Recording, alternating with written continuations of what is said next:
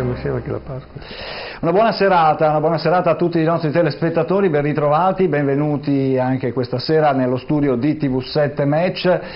Buonasera Ermanno. Buonasera. Buonasera. Allora, questa sera abbiamo due temi abbastanza, come dire, collegati, possiamo dire di sì, dai. Sì.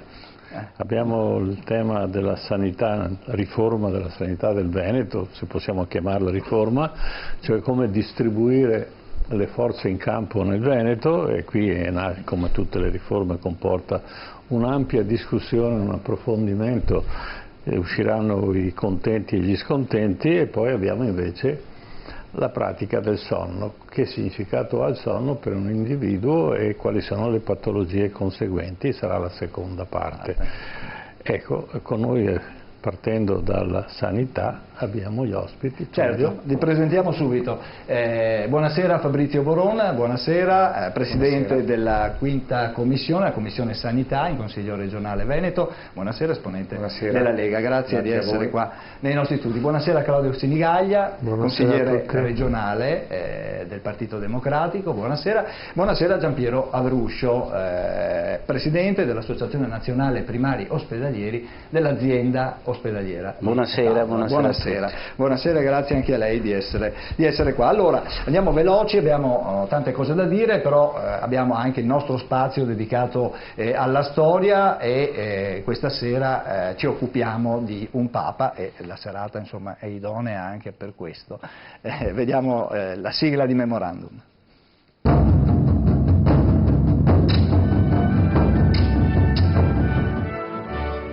Memorandum, storia e memoria. 16 aprile 1927. Nasce in Germania Josef Ratzinger, sarà eletto Papa il 19 aprile del 2005 con il nome di Benedetto XVI.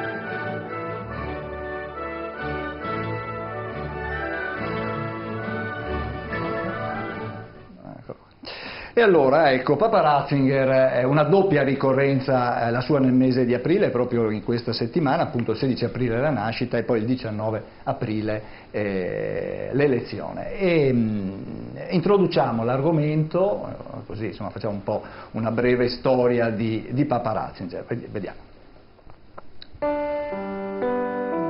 Nato in Baviera il 16 aprile 1927, Josef Ratzinger, o anche Papa Benedetto XVI, all'età di 12 anni entrò per la prima volta in seminario iniziando la sua formazione di sacerdote, ma nel 1941, a 14 anni, fu iscritto nella gioventù hitleriana e a 16 iniziò il servizio militare. Non fu mai inviato al fronte e non si trovò mai a partecipare a scontri armati. Nell'aprile del 1945 disertò e riuscì ad evitare la fucilazione grazie ad un sergente che lo fece fuggire. Conclusa la seconda guerra mondiale, ricominciò i suoi studi per diventare prete. Fu ordinato presbitero all'età di 24 anni e da qui la lunga ascesa che lo portò a diventare cardinale nel 1977, pochi mesi dopo essere stato nominato arcivescovo. Eletto il 19 aprile 2005, prende il nome di Benedetto XVI. Sarà 265esimo Papa della Chiesa Cattolica. L'11 febbraio 2013 annuncia le sue dimissioni. Prima di lui solamente altri 7 pontefici presero una decisione così particolare. In queste ultime settimane Benedetto XVI è tornato a parlare di un tema che ha scosso recentemente il Vaticano, la lotta alla pedofilia del clero. Il Papa Emerito, in un testo di 18 pagine, denuncia il collasso morale del 68 e attacca il garantismo ecclesiale, che ha permesso negli anni '80 l'impunità degli accusati fino al punto di escludere di fatto una condanna. Allora, ecco questa in sintesi, diciamo, alcuni dei punti importanti della storia di Benedetto XVI, di Papa Ratzinger. Dottor Avruscio, noi stiamo vivendo un'epoca particolare in questo caso, con due papi, e un papa che, tra virgolette, ogni tanto si ripresenta, no? Sì, devo dire la verità che all'inizio questa scelta da persona, insomma, cattolica come sono, non l'avevo tanto digerita, però poi dopo come dire, c'è stato un po' un ripensamento, una riflessione, perché quello è un posto, non è un posto come era anni fa di un potere temporale, un posto di potere spirituale, e allora devi essere in grado anche di essere forte, padrone, e devi prendere coscienza che tutte le cose che ci sono in Vaticano e fuori dal Vaticano sono complicate, complesse, e che quindi serve anche un certo modo di gestire. Papa Ratzinger evidentemente ha fatto questa scelta, che è una scelta che secondo me è costata tanto, dopo tante riflessioni. Lui è uno studioso, è stato sempre uno studioso e lo è tuttora, insomma, ecco, per cui prendere coscienza che magari non è da tutti, perché nessuno l'ha mai costretto a fare questo passo diverso, no? Si diceva sono pochissimi i papi nella storia che hanno, come dire, rinunciato, tra virgolette, a questa...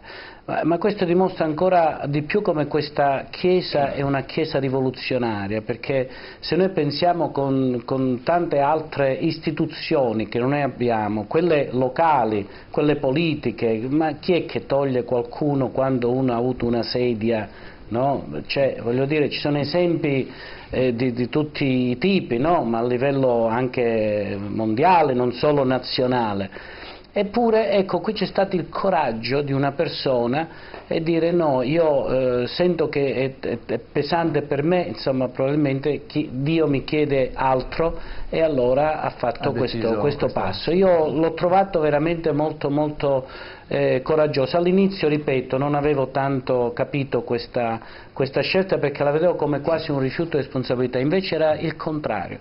Era proprio il fatto di avere una responsabilità così grande, di capirlo, che poi insomma, ha subentrato questa ulteriore coscienza, quindi questo ulteriore amore, diciamo, verso la Chiesa. Ma questo 68 che ha incrinato la morale della Chiesa. Sì, il 68 è stata un'epoca, tra virgolette, rivoluzionaria, di grandi speranze. Effettivamente ha trasformato anche molte cose nella scuola, poi ne vediamo anche gli effetti. Sono stati effetti molto positivi e effetti negativi, però il fatto di legare, come vedo lì non so, avevo letto una scritta, è colpa del 68, non so, la pedofilia è colpa dei pedofili, cioè in qualsiasi età, in qualsiasi stagione e in qualsiasi eccetera, non bisogna confondere. È vero che nella trasformazione poi di istituzioni effettivamente si è arrivati anche, per esempio, non so, io ho fatto una scuola elementare da libro cuore, per dire, no? Se noi consideriamo adesso com'è la scuola, che è tutta, come dire, che viene anche dal 68, ci sono certe istituzioni che sono cambiate, ma non so quanto effettivamente abbiano portato in meglio, no? Con per esempio la perdita dell'autorità o dell'autorevolezza, se vogliamo, in certe cose, non so quanto ha portato, no, bene in queste cose. C'è sempre bisogno di un equilibrio, però è vero che è stata un'epoca, insomma, tra virgolette, rivoluzionaria, che ha posto tantissime questioni, che sono questioni anche giustissime, insomma, no? Quindi anche di giustizia sociale, oltretutto. Sinigaglia, allora, come l'ultima esternazione, chiamiamo queste 18 pagine che Papa Ratzinger ha scritto, e nel quale appunto punta il dito contro questo periodo. Ma Papa Ratzinger giustamente ha compiuto degli atti di grande responsabilità, come venivano prima ricordate, no? Questo nel 2013 delle dimissioni. Sicuramente è un Papa che teologicamente è molto molto attrezzato, no? Penso sia la cifra di questo Papa, la sua preparazione, il suo studio teologico, e però ecco, tutti quanti abbiamo pensato anche se fosse dimesso perché dal punto di vista fisico non riusciva più a portare avanti l'incarico. Probabilmente invece, come ha detto giustamente dottor Abruscio, c'è anche questa preoccupazione di guida spirituale che diventa forte, magari la difficoltà che uno si trova di fronte a dover gestire e governare i processi della modernità, no? e quindi anche questa lettera ultima è legata forte all'interpretazione della modernità, e anche quello che è successo nel 68 sicuramente è stato grande protesta eccetera, però è stata per molti anche un fenomeno di liberazione, anche di liberazione della sessualità, con i pro e i contro, perché poi la libertà richiama la responsabilità, la maturità, e quindi c'è questo richiamo forte alla responsabilità e alla maturità accanto alla libertà. Non c'è vera libertà se non c'è responsabilità e maturità di quello che appunto si fa, e quindi devo dirti la verità che trovo eccessivo e improprio collegare il 68 a poi tutta una serie di atti che hanno a che fare con la libertà sessuale, ma quello che invece diventa colpa è non aver espressamente e con maturità e con libertà governato anche il percorso della sessualità, ma questa è una colpa dell'individuo, della persona che non sa esercitare la vera libertà sessuale, no? Quindi all'interno della Chiesa c'è sicuramente questo percorso che è diventato anche un processo. Non dimentichiamoci che qualche settimana fa Papa Bergoglio ha riunito tutti i vescovi, tutti i cardinali, proprio per affrontare questo tema che sta lacerando la Chiesa e dal quale la Chiesa sta anche faticando ad uscirne. Devo dire che molti fatti sono successi negli anni precedenti, 10, 20, ma è successo in Canada, in America, un po' dappertutto. Però ecco, c'è questa voglia, questo impegno appunto ad affrontare il tema della sessualità, che è bellezza, che è libertà, ma nella normalità, nel fatto che è una responsabilità, che è un momento di maturità importante per la persona, caratterizza la persona la sessualità, e non può appunto essere degenerativa come la pedofilia, non può assumere queste dimensioni, diventa colpa. Allora, la colpa in questo caso deve essere anche una colpa che dal punto di vista della giustizia viene in qualche maniera sancita e sanzionata, è questo che non è stato fatto in alcuni passaggi, e quindi si è tenuto nascosto alcuni passaggi piuttosto che avere anche qui la forza e la responsabilità di denunciarla per quelle che sono. Sì, di denunciarla e anche di condannarla. Ecco, per alcuni queste 18 pagine di Ratzinger sono arrivate, diciamo, come diceva Sinigaglia, a ridosso di questo incontro che c'è stato a febbraio con i vescovi per affrontare il tema della pedofilia nella Chiesa, e che arriva un po', per alcuni insomma è stato un po' come dire, beh, ma non avete fatto abbastanza, dovevate fare di più forse, Boronna. Beh, diciamo che Papa Ratzinger ha lasciato un segno, no? È quello che in qualche modo un po' di anni fa aveva previsto quello che poi sarebbe successo anche nel mondo islamico, tirandosi addosso le ire di tutti per poi scoprire che aveva ragione. E giustamente, come ha detto il dottor Avruscio, essendo un grande teologo, un grande studioso, un grande filosofo, ha sempre avuto comunque la tranquillità mentale di ragionare sulle cose, indipendentemente se fossero cose che quando le studi, le guardi, le osservi, ti fanno piacere o non ti fanno piacere. Quindi credo che anche nella situazione attuale, cioè lui non ha detto nulla di diverso o così scandaloso da quello che tutti noi pensiamo, quello che tutti noi vediamo, di una grande trasformazione che è venuta nella Chiesa anche in senso negativo, perché la crisi che c'è nella Chiesa dipende dagli errori della Chiesa, no? Dagli errori di qualcun altro. E cosa più forte qual è? Quella di un Papa, perché lo è ancora, lui non ha abdicato, si è ritirato dal ruolo ma non ha abdicato, e già questa è una scelta importante. Cioè, cosa più forte di uno che ovviamente governa, è un'immagine della Chiesa di fare autocritica. Io credo che il suo messaggio sia un'autocritica prima che di tutto un'accusa, no? Dire, se noi abbiamo sbagliato lo dobbiamo prima di tutto ammettere, e poi dobbiamo mettere in atto ciò che serve per cambiare, per migliorarsi, perché troppo spesso queste cose vengono dimenticate. Ci sono errori, sempre stati, è vero, perché magari una volta erano nascosti, oggi sono molto più visibili, però quando si pensa a tutti quegli errori che sono successi gravi in America, negli Stati Uniti, in Canada, anche a Padova, nel breve periodo recente, si pensa che la soluzione sia quella di mettere il tappeto sopra, nascondere, non parlarne, non dire niente, lasciare che il tempo guarisca. Queste cose non si guariscono col tempo, sono ferite che rimangono sempre aperte e sempre più dolorose se non le affronti.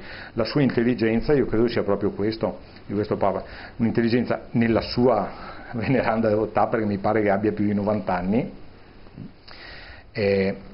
il fatto del ruolo che ricopre, dell'immagine che ricopre e dell'attrazione ancora che ha, no, nei confronti di una grande parte del mondo cattolico, perché è ancora un seguito importante, il fatto della sua età e di ciò che rappresenta, di avere la lucidità e la tranquillità di mettere nero su bianco un'autocritica alla Chiesa che nessuno ha fatto fino ad oggi, perché io non l'ho vista. E da lì partire, dare la scossa, partire in una fase storica che non è il 68, perché il 68 sono passati un po' di anni ormai, no? Ma è una fase storica, se vogliamo dire, rivoluzionaria, comunque in altri aspetti, perché forse stiamo scoprendo che sì, ci vuole la libertà su tante cose, su tutto, ma a un certo punto ti devi anche fermare e dire è giusto o è sbagliato quello che è stato fatto. Non è che tutto ciò che è nuovo vuol dire che va bene. Forse in qualche momento ti devi anche fermare e ragionare su quello che è da correggere, sia nell'ambito, come ho sentito ovviamente, delle libertà personali, sessuali, ma sia anche nel mondo della fede. E questo lui ha iniziato a Ratisbona e lo riconferma oggi, dice: prima di tutti abbiamo un Vangelo, abbiamo un insegnamento al quale prima di tutti dobbiamo dare noi seguito e noi esempio, e poi forse riusciremo ad avere ancora chi ci segue. Se non si è in grado di fare questa autocritica, questo vale non solo nel mondo della Chiesa ma in qualsiasi, lo dico da politico prima, se non si è in grado di fare autocritica dei propri errori, è difficile poi farsi seguire o fare in modo che le persone ti credano. Su questo io credo che abbia dato un grande insegnamento. Credo che lui abbia focalizzato bene quello che è il male, insomma, di questa società, no? Perché effettivamente lui, da studioso qual è, ha proprio messo in relazione quello che può essere il relativismo scientifico, no? Della scienza, ma ha affermato che viviamo in un'epoca in cui non può essere tutto relativo, anche a livello spirituale, no? Per cui una volta si pensava, per esempio, che la vita, che è un concetto che riguarda tutta l'umanità, perché nasciamo tutti allo stesso modo, no? In qualsiasi parte del mondo, ancora per poco. Insomma, ancora per poco, però ecco, affrontato questi temi, dice deve esserci qualcosa che unisce gli uomini, quest'umanità, perché se tutto quanto diventa relativo, allora è chiaro che quello che può andare bene per un altro non va bene per un altro ancora, e poi le guerre, i dissidi, le disarmonie, se non si trova un punto comune che riguardi tutta l'umanità. La vita umana è quella che più di ogni altro, no? Credo che al di là del colore, al di là ma è quello che unisce tutti. Però se noi cominciamo a relativizzare quello che può essere o non può essere a secondo dello Stato, della legge, della nazione, e allora secondo me è questo che poi porta probabilmente al degrado poi di diritti e doveri, eccetera. Insomma, ecco. Quindi lui secondo me ha focalizzato bene ha accentrato questo concetto. Ma sicuramente è stato un personaggio che ha vissuto un periodo estremamente critico della storia dell'umanità. Lui nasce nel 29, quindi 2 anni prima della grande crisi, quando un dollaro faceva 4 miliardi e mezzo di Deutschmark, e quindi la fortuna sua è che aveva un genitore che aveva una funzione, diciamo, era un dipendente dello Stato, e in qualche maniera riusciva a salvarsi. ma siamo alla fine della Prima Guerra Mondiale e il disastro è totale, la caduta verticale degli imperi, e quindi... Ma forse lui ha un'esperienza molto grande, perché si viene iscritto da suo padre alla gioventù hitleriana e non all'Azione Cattolica, che avrebbe potuto, perché a quell'epoca il concordato fatto da Pacelli erano riusciti a spuntare nell'accordo con Hitler, cosa difficilissima, che venisse riconosciuta l'Azione Cattolica. Ma naturalmente il partito di centro, che era, diciamo, la Democrazia Cristiana attuale, e doveva scomparire come tutte le altre associazioni. Hitler immediatamente dopo, che da aver firmato, costituisce la gioventù hitleriana, con l'obbligo di potersi iscrivere solo a un'associazione. E ovviamente faceva la differenza a quell'epoca. E lì è stato cresciuto in questo senso. Poi viene arruolato nelle SS nel 42-43 e abbiamo l'esperienza che ha avuto. Naturalmente nelle sue memorie non cita questo fatto, però c'è un'altra persona che è Günter Grass, che è un famoso letterato tedesco che, andando contro i propri interessi, diciamo che Günter Grass prende il premio Nobel, andando contro la propria immagine di persona di sinistra, dice: io ero nel campo, perché alla fine della guerra gli alleati hanno arrestato le SS, mentre i militari normali tornavano a casa, non venivano arrestati, vengono arrestate le SS, vengono messe dentro un campo e per qualche mese stanno assieme, giocano a dadi, fanno altre cose, eccetera. E sicuramente anche questa è un'altra esperienza che l'ha segnato. Dopodiché lui già a quell'epoca, Günter Grass, dice: io voglio fare la carriera voglio andare in Vaticano e diventare qualcuno, e quindi ecclesiastica, e quindi fa questo percorso. E sicuramente è una persona preparata da un punto di vista teologico, forse da un punto di vista umano un po' meno. Perché di tutta la rivoluzione che è successa nella Chiesa, dal concordato fatto da Papa Pacelli, non allora Papa ma era segretario di Stato, Pacelli, con Hitler, decidendo lui di sua iniziativa di abolire qualsiasi rappresentanza cattolica in Germania, è una cosa gravissima, no? E fino ai giorni nostri l'unica cosa che si ricorda è il 68, dove è vero c'è stata una rivoluzione sessuale, ma se vogliamo capire una rivoluzione sessuale, poi tutte le rivoluzioni portano agli estremi anche. C'è stata una rivoluzione dove la donna ha riconosciuto se stessa come individuo non sottoposto alla coercizione del maschio, ma con una propria indipendenza psicologica, sessuale e tutto il resto. E questo è stato... Ma ricordo che la mia domanda è se la pedofilia prima del 68 nella Chiesa non ci fosse.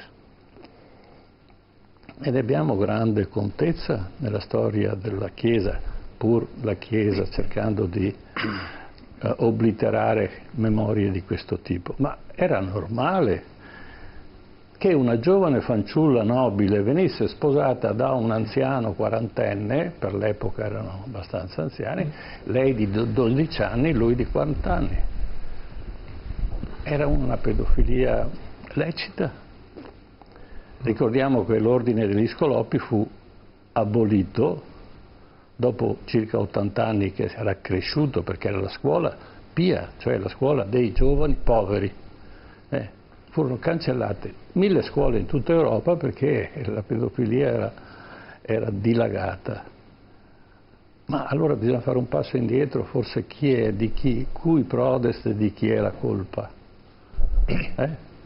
C'è una riforma gregoriana, Gregorio VII, un altro papa sarebbe interessante discutere su questo personaggio, che dice i preti non si possono più sposare, prima si sposavano, ma addirittura nel momento in cui ordina la separazione dei preti sposati, devono abbandonare la moglie e i figli e ritirarsi e vengono messe in conventi femminili, e quindi da qui credo che nasca quella interruzione di una pulsione normale che è quella dell'uomo e della donna, e si crea uno stato sovrannaturale dove questa persona, che è un uomo, che chiaramente ha preso dei voti, però deve fare conto con se stesso ogni giorno e ogni sera e ogni notte, e questo è il grosso dramma. Però Papa Ratzinger si dimentica di una cosa, che è prefetto della Congregazione della Dottrina Cristiana, che in termini precedenti si chiamava la Santa Inquisizione. Ne abbiamo una grande storia. Quando si prendevano le persone da Don Bruno e si mettevano a rosto per dritto, per rovescio, no? E gli arrivano migliaia di segnalazioni di pedofilia in tutto il mondo. Non ne ha tirata fuori una. Io parlo di fatti, non sto facendo polemiche. Era il momento in cui doveva dire Tizio, Caio, Sempronio, dobbiamo decidere cosa farne. Li giudichiamo noi o li diamo da giudicare allo Stato laico? Perché nella riforma gregoriana ci sono i laici e i clerici. Certo. I clerici sono i sacerdoti e i laici sono i bellatores, tant'è che 20 anni dopo parte la grande crociata, prima grande crociata di Goffredo di Buglione, perché loro devono andare a combattere. Ma a parte questo, non vedo niente che possa interferire col 68 in questa cosa, salvo che non mi scappi qualcosa dalla memoria. E invece è un Papa che fa esattamente quello che è successo all'incirca 800 anni prima, 700 anni prima, quando Celestino V se ne scappa e Bonifacio VIII prende il potere, e ci sarà la grande diatriba tra i teologi francesi della Sorbona e i teologi di Bologna, che era una delle università dove la teologia si studiava a fondo, se possono esserci contemporaneamente due papi, in quanto Cristo in terra, rappresentanti di Cristo in terra, lo sdoppiare una personalità divina era messo in discussione. E alla fine non si accetta che Bonifacio VIII sia un papa, fin tanto che non muore Celestino V. Allora, se questa è teologia e questa era una questione di fede, bisogna vedere se è cambiata la fede o se è cambiata l'opportunità. Io credo che questo Papa non abbia scritto niente, questo fa parte invece non della storia ma della supposizione, e che serva il secondo Papa per dire quello che il primo facilmente non può dire. E questo fa parte della poca trasparenza della Chiesa, per cui la prossima trasmissione parleremo della quanto è terrificante la realtà. E Marx diceva che la realtà è più rivoluzionaria di qualsiasi religione e di qualsiasi ideologia e di qualsiasi religione. Certo. Quindi diciamo, lasciamo che vada. Peraltro, per chiudere, Ratzinger aveva già annunciato la sua dimissione, perché succede che quando Giovanni Paolo II non vuole lasciare il papato, perché dice finché Dio mi lascia vita io rimango qui, perché così è successo e così deve essere, e lui suggerisce il ritirarsi, non è cattiva cosa, e lui lo farà, quindi coerente con se stesso, al momento in cui ritiene che per motivi suoi, e qui è difficile da indagare perché i misteri in Vaticano sono megagalattici, l'unica cosa chiara è la Cappella Sistina perché è dipinta, e qui a questo punto è stato coerente e si è ritirato. ma ricordiamo che i papi non muoiono mai di vecchiaia. E questo è un altro discorso ancora. Allora, chiudiamo qui questa prima parte dedicata alla ricorrenza storica, adesso andiamo in pubblicità e poi al rientro inizieremo a parlare allora del piano sociosanitario del Veneto, di queste schede ospedaliere tanto discusse. A tra poco, dopo il break.